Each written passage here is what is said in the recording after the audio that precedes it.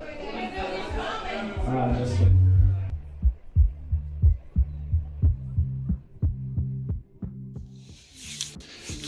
All right, hello, and welcome to Madcitypodcast, the only show on the internet that is this one. Yes, thank you for being here with me today. I can't tell you how much it warms my heart to know that all seven of you have taken time out of your busy days, filled with all the stresses and hopes and dreams and ups and downs of regular people like yourself, to put all that down and come and listen to me ramble for some indiscriminate amount of time. I appreciate it. Well, I think we're gonna take today's show to a slightly different direction, away from the last one where we spoke ad nauseum, Mike and I, about Roombas and ejaculate and whether or not that's the proper use of that word, and come ejaculate. I don't know. I'm not trying to sound technical over here. I'm not that smart. I just think that the word ejaculate sounds way more fun than come. I mean, come just sounds juvenile, yeah. But I'm not saying ejaculate because I'm trying to sound mature in my crudeness. I just like the way that ejaculate comes out of the mouth. No pun intended. Okay, maybe a little. But it's just a fun word to say. And it does seem to me to be a little, I don't want to say less offensive, because that's definitely not what I'm going for. But it just paints a prettier picture. Okay, wow. The puns are just coming out right and left, and I'm not even trying to. All right, let's talk about something fun. I know. How about some politics? Oh yeah. All right. So I gotta be honest. It's been a really long time since I've taken any sort of political class or read a book about politics. In fact, I think the last political book I read was the Al Franken book, was Lies, Liars, and the Liars Who Tell Them, or something. And I don't even know if that can be considered canon for my repertoire of political knowledge, now that he's been ousted and shamed because of a picture he took where he pretended to grab a woman's breast who was sleeping. And of course, many people have understood the context behind that photograph, and that they were friends, and it was a joke, and there was nothing malicious behind it. But because of the political climate surrounding cancel culture and the Me Too movement and things like that, it all kind of rolled together into this big shenanigan that he couldn't walk away from, or more importantly, the Democratic Party couldn't walk away from or ignore, because they're like, on the one hand, they're saying, oh, we have to oust people who do these kinds of things, and then oh no, we have to hold ourselves to the same standard, which is a far cry from what we see a lot on the other side of the aisle there, with the GOP, where they basically just do whatever they want. They they shame people for whatever reason they can come up with that morning, and then do the exact same thing later. And it's like, oh well, that was ages ago. Like I've had 4 poops since that scandal. That's old news. But anyway, yeah, it's been a long time, and I barely remember any of the ins and outs. I mean, I know like keywords, like to know kind of if they're good or bad. I mean, like I know that a filibuster is basically a bad thing. It's basically just like it's like a roadblock. It's just some sort of arbitrary block that they can put up, say like, oh, we're not going to listen to anything or do anything that you have to say. It's not important to us, and we don't care. So just cancel that shit. No arguments, just no.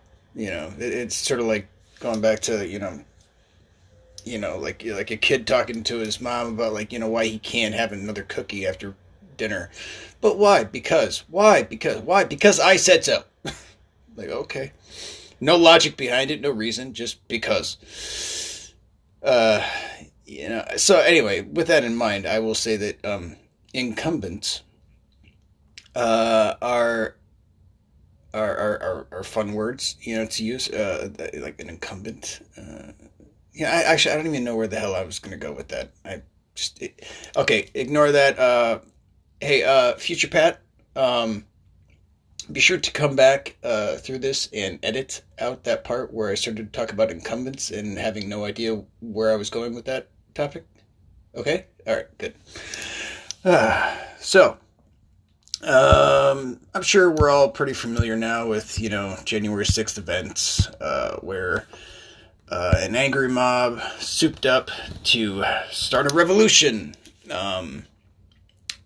Stormed the Capitol building in order to stop the steal and take back the government to the good old days when, I guess people had pitchforks and horns and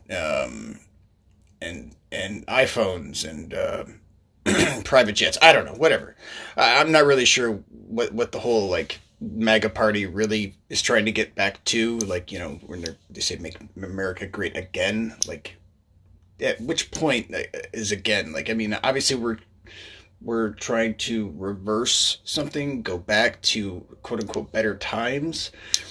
So like what, like pre-internet? Because I mean that wouldn't make sense, because like they all clearly depend on the internet in order to maintain communications with, even though many people have been, now banned from social media, but like a lot of them have been using social media in order to collaborate and stay consistent in their power vacuum, their echo chambers of absurdity, with QAnon, telling you stick to the plan, whatever. Honestly, I feel like QAnon was probably started by one guy in his basement who was just trolling somebody on Twitter, and it just got too far. It just went way too far, and the guy's like, wow, I can't believe I could manipulate these people so much and so easily.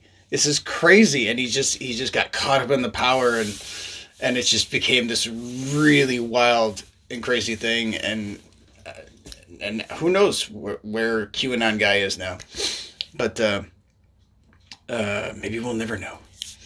But so people, they want to get back to this better time. Like, okay, so not before the internet, I guess. The Bush era? I mean, they wouldn't want to go back. I mean, maybe, I guess Clinton times would be... I mean, we had some internet then, but it was like dial-up,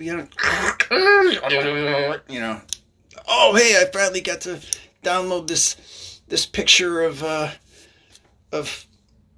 Callista Flockhart and Harrison Ford. Oh, look, he's got an earring now. That's great. So yeah, and the their big political battles were blowjobs in the White House. Totally unacceptable in the 90s. But it was a different time, man. So yeah, I don't know what they were trying to really restore. It's like, in 12-step culture, there's this, being restored to sanity, is one of the infamous 12 steps, to be restored to sanity. It's like, I remember the first time looking at that, like restoration. Okay, so going back to a previous state. When the hell was I ever sane? I can't remember a time where I wasn't like a complete raving lunatic, So I I'm not really sure what that means. I think it's better to look forward, into discovery rather than recovery, personally. But yeah, I mean, I guess it just wouldn't have looked as cool on the hats. Make America Great. Period. Just mag. Mag. I kind of like I would I sort of, I mean, if we're going to try to stick with that sort of silliness, gala or gala would be cool. GALA, Give America Love Again. I think that'd be cool because like a gala is like a party, where everybody dresses up all fancy and has like really expensive finger food and champagne and it's probably glitter somewhere. I don't know. That'd be fun. So yeah, these people they stormed in and they wanted to make this dramatic change and then didn't really accomplish much except to show that yeah, people, specifically white people, when they're really angry, can go and trash a building, even a seemingly important one, and then just walk away and go back to their hotels. And like yeah, there have been repercussions for a lot of the people that were dumb enough to film themselves live with their iPhones and whatnot, saying, "Hey, yeah, this is Pat Kempfer. I'm at the Capitol building. We're gonna take back the White House." And it's like, okay, it reminds me of those those stories you hear about a guy who goes and commits a crime, like beats the hell out of somebody because they said something, about their girlfriend on Facebook, and then goes and beats them up and live streams it, and then like has a conversation online with the police and tells them stupidly like where he lives or something. I don't know. It's like, oh my God. I mean, the audacity of some people, to not even understand that, like, oh yeah, I might have to deal with some consequence from this action. Like it's not even a thought. Like they don't even think that it's going to be a big deal. Oh, I can do whatever I want because I'm me. I'm this special that I can do this and it's fine. So they go in and they create this huge ruckus, make threats, people die, and the GOP is still like, hey, that was forever ago, and it wasn't even. Those weren't our people. Oh, okay, maybe so. I mean, no. What we wanted to do was, it's like, stop trying to explain away your intentions. Just say you didn't like something, you were pissed off, and shit got out of hand. I mean, there's this little word that I learned about 11 years ago called accountability. And it's an important word. Because it has taught me, what it means to it, and when I move forward into any action, like I'm thinking about accountability, not responsibility so much, or consequence. Because here's the thing: when I think about accountability, like as like in its fullness. I'm not thinking about how I impress people, like, or like what people are going to think of me necessarily. But it gives like a greater appreciation to how my actions and attitudes do impress upon others and the world around me, and the residual effects that my actions and behaviors and attitudes will have on me later. It clues me into this sort of thoughtful idea that maybe others look to me at times as like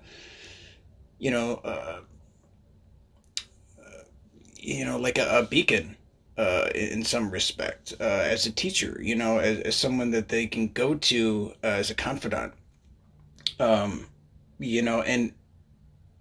if I'm going to hold true to those ideas, then I can't be going through life steamrolling around and and just destroying like the lives and the beliefs of others. As a pretty staunch atheist, I used to really go out of my way to trash people that have like deep faith in Christian God, Muslim God, but pretty much any monotheistic religion. I and not to mention Wiccans and pagans. It's like it's all. I mean, to me, in my mind, I look at something like that, like, oh, well, that's stupid. Like that's my first thought. Like, like, oh, you believe in a guy in the sky? All right, well, you're dumb. Like, oh, you believe a bunch of people live in the shadows in the forest? Okay, well, here's a cookie. Now it's bedtime. Like, I mean, my thought process gets reduced to like very audacious, cynical, like I become a dick. All right, I become a dick. So I apologize if anyone is already immediately offended by any of the things that I just said. But here's the thing about accountability again, is I can have those ideas, I can have my opinions, and I can keep them to myself. And I mean, I know that sounds funny coming from a guy who's literally at this moment recording a podcast. But even if I don't keep these ideas and opinions to myself, I don't have to use my opinions and ideas as weapons against other people. I don't have to go out of my way to trash somebody else's beliefs and ideas simply because they don't align with my own. I don't have to do that. I mean, I could choose to. I could be the guy sitting at the computer in the basement trolling people on Twitter. And I'll be honest, I mean, I have trolled people online because it sometimes is hilarious. I'll make some what I think to be a completely absurd comment to something just it's totally satirical, all caps, misspellings, and then throw in like a, Trump 2020 forever, even though it's now 2021, kind of, just a ridiculous argument like, well, I don't have to wear a mask because who cares if other people need to stay safe on a cruise? I don't care. And people will react to this and agree with me. And it's like, okay, who's trolling who here? Like, are the people that are agreeing with me, do they know that I'm making fun of this kind of behavior? And the people that react to it, like, negatively, they're like, oh, how could you possibly, it's like, why are you giving into this? How can you take this seriously? And then, you scroll down and you look and you see that, yes, people very, very passionately and very seriously, very pointedly believe these things that they say. And they are willing to fight for this opinion and go even further. That's basically how this whole thing started with, the riot at the Capitol. It was just a bunch of people online bitching about things they didn't like and amping each other up. And then they have a guy who they think has their best interest at heart, which I don't get it. And it's not because I'm a leftist or a liberal or progressive even, it's just, I just have critical thought, I just have an ability, an innate ability to see through people's farcical bullshit. I've known enough people that I can and cannot trust to know now who I can and cannot trust. It's really not that hard. It's just, I guess maybe you just have to kind of let yourself be open enough to begin with to be able to perceive these sort of intuitive things. But I don't know. But they get led into this crazy situation, and it's a classic case of dog catching car. Like once they got in there, they didn't know what even the hell they were doing, and it's because the leadership aspect of the situation was gone. You know, the man said, "Oh, and I'll be there with you," but then he wasn't, and they didn't know what to do. You know, and it just goes to show, like, these people are easily led. You know, and there are a lot of people in the world who are easily led. I've known plenty of them. And not to say that I haven't been led by others at times too, but and usually to serve some interest of my own, which, you know, kind of reveals a little bit more of a conniving aspect of myself, I suppose. You know, like secretly manipulative in the background guy. Like, okay, yeah, I'll go along if it serves my needs. Twisting my mustache. But you know, some people just really need a leader. They need something to believe in, and they need someone to push them and pull them in a certain direction so that they can feel a part of something and feel like their life is worthwhile.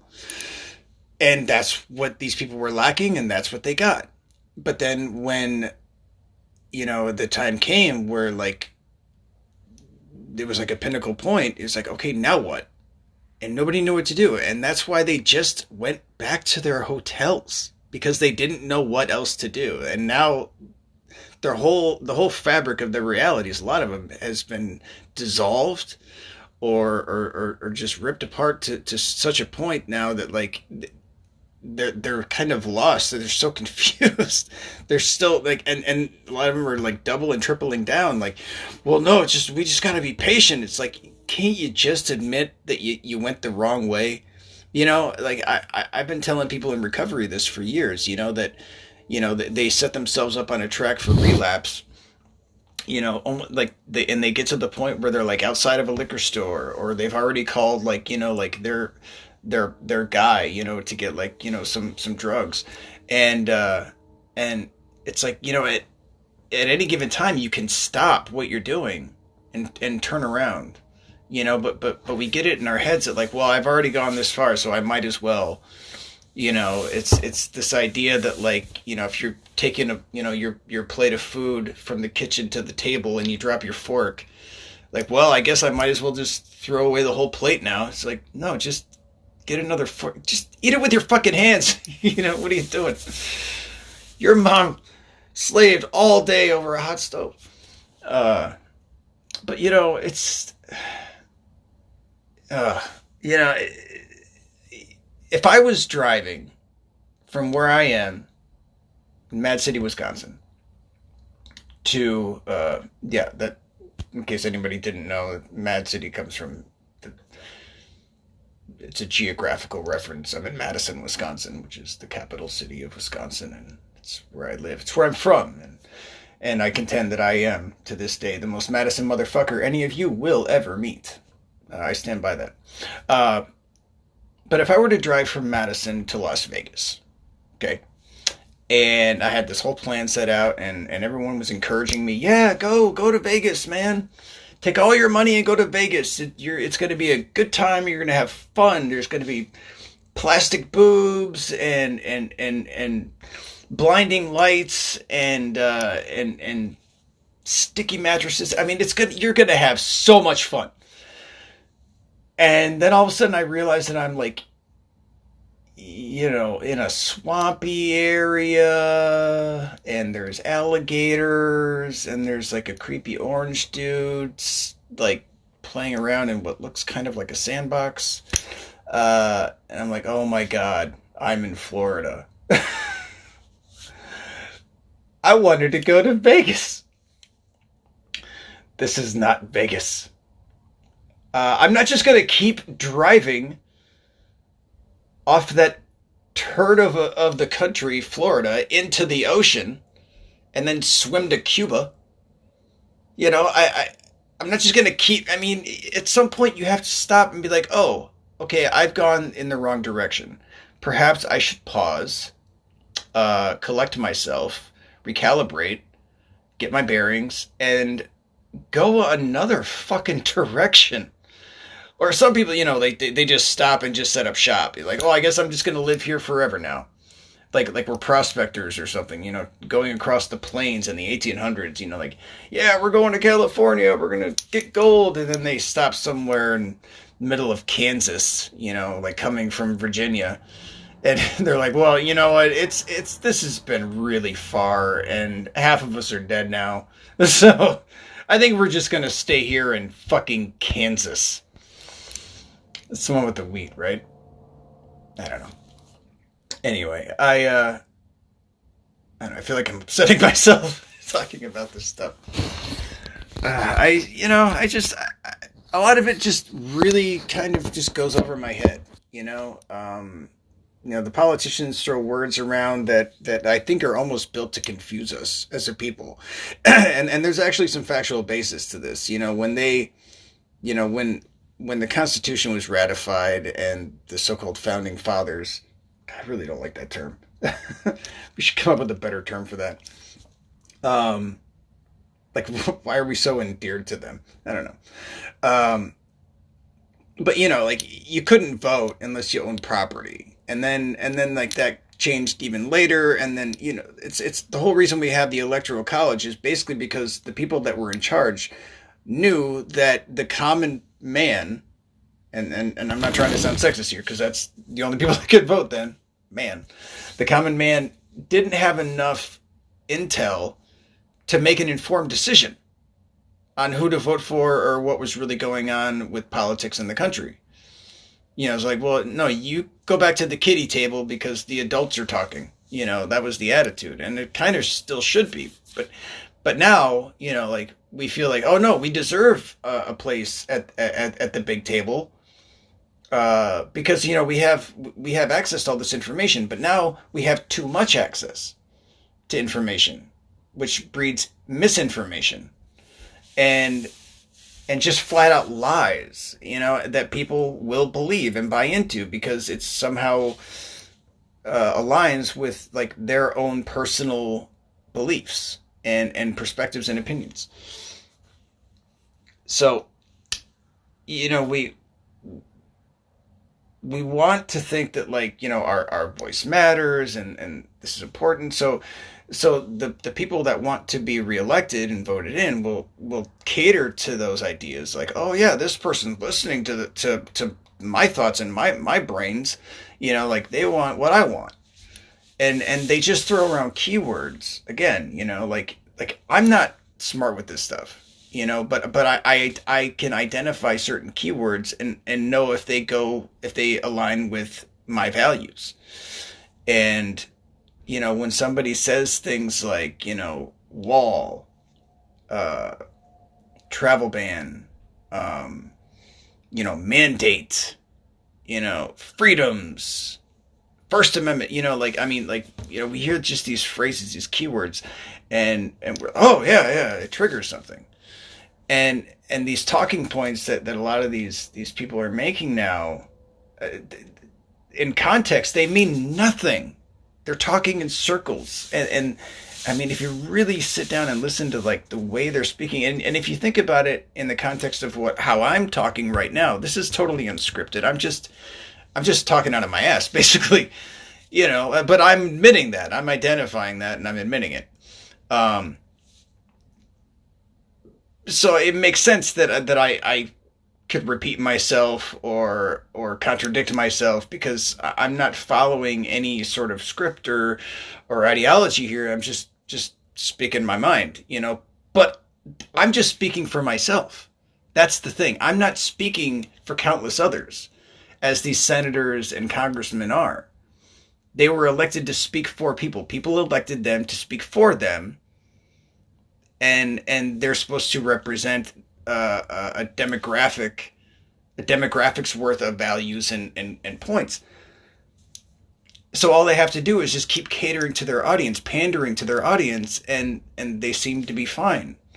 But it's not fine because they're not making any sense, and fundamentally what they're saying is wrong. I mean, morally wrong.